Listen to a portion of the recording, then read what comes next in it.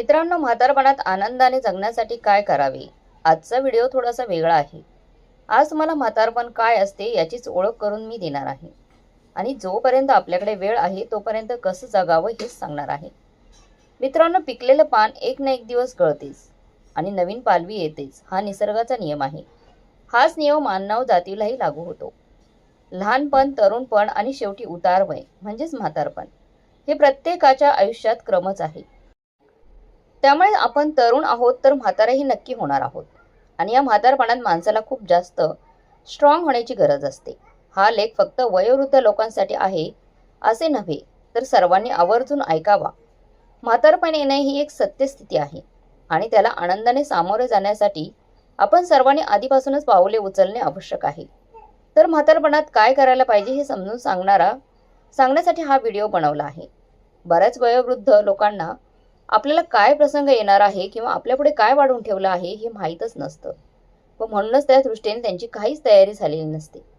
वयाची 60 वर्ष उलटल्यावर व त्यानंतर हळूहळू वय वाढत जाऊन शेवटचा श्वास घेईपर्यंत काळात अशा वृद्ध व्यक्तींना काही गोष्टी लक्षात ठेवाव्या, जेणेकरून आलेल्या परिस्थितीला सामोरे जाण्याची मानसिक व शारीरिक तयारी होईल व घाबरून जाण्याचं काहीच कारण उरणार नाही.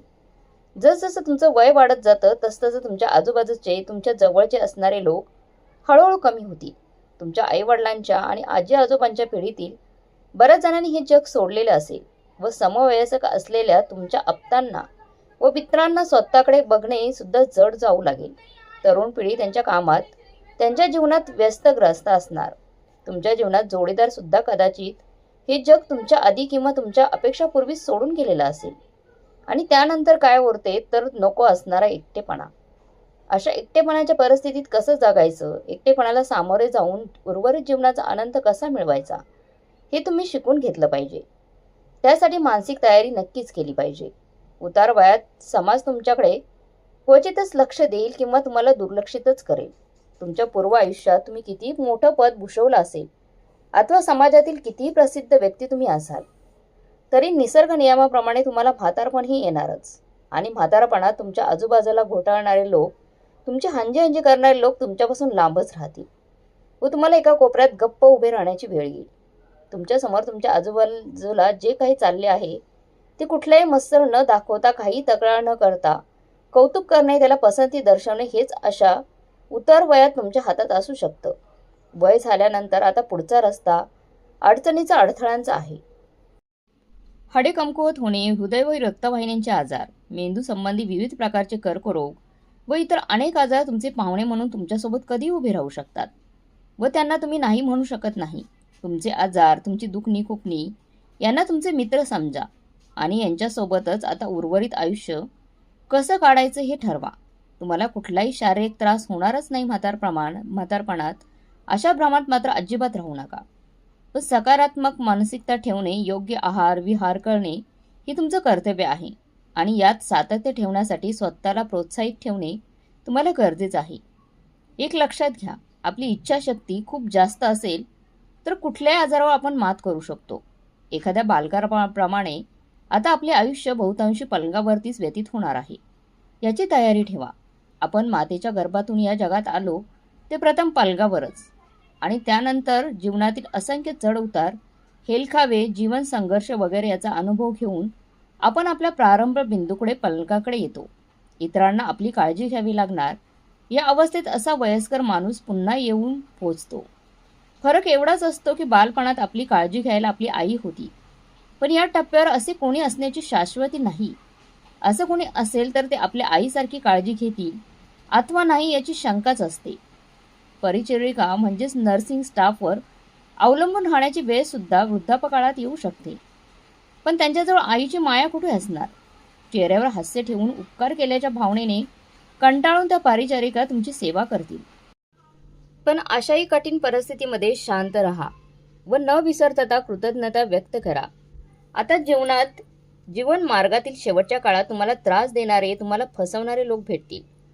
त्यातील बहुतेक जणांना माहीत नसेल की तुम्ही बऱ्यापैकी संपत्ती जमा केली आहे आणि तुम्ही जमवलेले पैसे तुमच्याकडून हिसकावून घ्यायला काय करावे याचाच विचार असे लोक करत असतील. तुम्हाला खोटे फोन करतील, टेक्स्ट मेसेज पाठवतील, ईमेल करतील, तुम्हाला विविध अन्नपदार्थ किंवा वस्तूंची प्रलोभने दाखवतील. लवकर श्रीमंत व्हा यासारख्या योजना तुमच्यासमोर ठेवतील. तुम्हाला भुलवण्याचा प्रयत्न करतील. दीर्घ आयुष्यासाठी काही नवीन उत्पादने घेण्यासाठी तुम्हाला भाग पाडतील. थोडक्यात म्हणजे काय, तुमच्या संपत्तीवर डल्ला मारण्यासाठी अशी लोक कुठल्याही थराला जातील. म्हणून सावध राहा, काळजी घ्या. आपल्या संपत्तीला कुणालाही हात लावू देऊ नका. शहाणपणाने वागला नाही तर तुमचे पैसे तुमच्यापासून दूर जायला वेळ लागणार नाही. म्हणून या वयात, या म्हातारपणात काटकसरीने व हुशारीने पैशांचे व्यवहार करा. शेवटची घटिका येण्यापूर्वी आयुष्यातील संधी काळात आयुष्याच्या शेवटच्या टप्प्यावर सर्व काही अंधारून आल्यासारखं वाटेल तुम्हाला, आणि ते साहजिकच आहे. पुढील मार्ग दिसणे कठीणच होऊन जाईल व त्यामुळे पुढील वाटचाल सुद्धा सोपी असणार नाहीये. आणि म्हणूनच एकदा का वयाची 60 वर्ष पार झाली की मग आयुष्यात जसे आहे तसे बघण्याचा प्रयत्न करा. सकारात्मक विचार ठेवा आणि आपल्याला आपल्या आयुष्यामध्ये जे काही आहे त्याचा आनंद घ्या. आरोग्याची काळजी घ्या. शक्य असेल तोपर्यंत आयुष्याची मजा घ्या. समाजातील कुठलेही ओझे डोक्यावर घेऊ नका, अंगावर घेऊ नका. मुलांमध्ये, नातवंडांमध्ये अजिबात अडकून राहू नका. त्यांच्याकडून कोणतीच अपेक्षा ठेवू नका. वागणूक एकदम साधी व नम्र ठेवा. आपण वयाने मोठे आहोत म्हणून फार शहाणपणा दाखवू नका. आपण खूप शहाणे आहोत असे समजू नका. व तसेच इतरांना दाखवू पण नका. उद्धटपणे इतरांशी बोलू नका, कारण त्याचा त्रास इतरांना तर होईलच, पण तुम्हालाही त्याचा जास्त त्रास होईल. आपलं वय जसजसं वाढत जाते तसतसे आधार म्हणजे काय व त्याचे महत्त्व समजून घेणे अत्यावश्यक आहे. कुठल्याही वस्तूंची किंवा व्यक्तीची आसक्ती न ठेवणे किती गरजेचं आहे हे लक्षात घेणे अशा उतार वयात आवश्यक आहे व तशीच आपली मानसिकता ठेवणे गरजेचं आहे. निसर्गाचा मार्ग म्हणजेच जाण्याचा मार्ग. त्याच प्रवाहाच्या दिशेने वाटचाल करीत असताना जीवनातील शेवटच्या टप्प्यावर आपले मार्गक्रमण संतुलित करा. तर मित्रमैत्रिणींनो, जीवनाचा आनंद उपभोगण्यासाठी सगळ्यात महत्त्वाचं म्हणजे काय करायचं असतं ते पाहूया. बघा, दिवस सुरू झाला ना तोपर्यंत संपतो आणि बघता बघता संध्याकाळचे 6 वाजता काल सोमवार होता असे वाटत होते आणि आज शुक्रवार सुद्धा आला.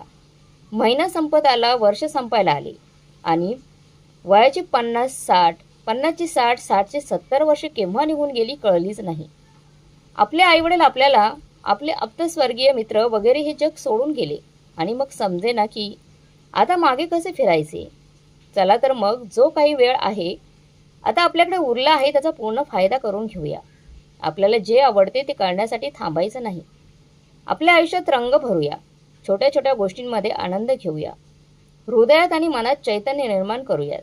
उर्वरित काळाचा आनंद जर लुटायचा आहे तर मग कुठली कृती पुढे ढकलू नका. हे नंतर करीन, ते नंतर सांगेन, नंतर बघू, विचार करेन, नंतर आपल्या हातात आहे असं समजून आपण सगळे पुढे ढकलतो. कारण आपण हे समजून घेत नाही की चहा थंड झाल्यानंतर, प्राधान्य बदलल्यानंतर, उत्साह निघून गेल्यानंतर, आरोग्य बिघडल्यानंतर, मुले वयात आल्यानंतर, आई वडील म्हातारे झाल्यानंतर, आश्वासन न पडल्यानंतर, दिवसाची रात्र झाल्यानंतर, आयुष्य संपल्यानंतर आणि या सगळ्यानंतर आपल्याला कळते की अरे बापरे, उशीर झाला की आपण म्हणूनच नंतर काही ठेवू नका. नंतरने अंतर वाढते आणि चांगल्या गोष्टी दूर जातात. चांगले क्षण हातातून निसटून जातात. दिवस आजचा, क्षण आताचा आनंदात जगूया.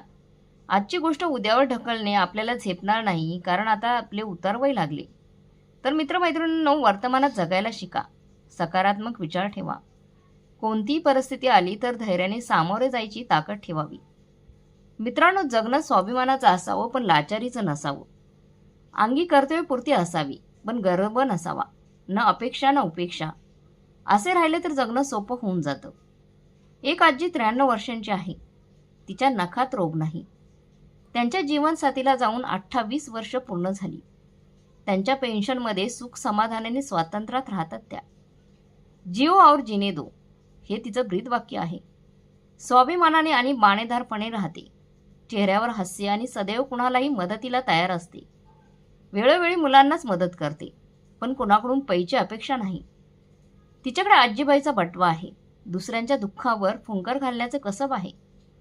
कोलमडलेला उभारी देण्याची ताकद आहे. भक्ती, श्रद्धा, माया, ममता प्रेम सारा सारं आहे. एक परिपूर्ण स्त्री. माझी माय परिपूर्ण समाधानी जीवन जगण्याचं प्रतीक.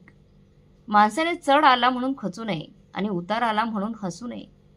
मुळातच मनुष्य जीवन हे अत्यंत दुर्मिळ आणि भाग्याची गोष्ट आहे. प्रसन्न मनाने आनंदाने जगा. तुम्हाला काय वाटते याबद्दल कमेंट करून नक्की कळवा. आणि आजचा हा वेगळा व्हिडिओ तुम्हाला आवडला असेल तर लाईक शेअर सबस्क्राईब नक्की करा. धन्यवाद.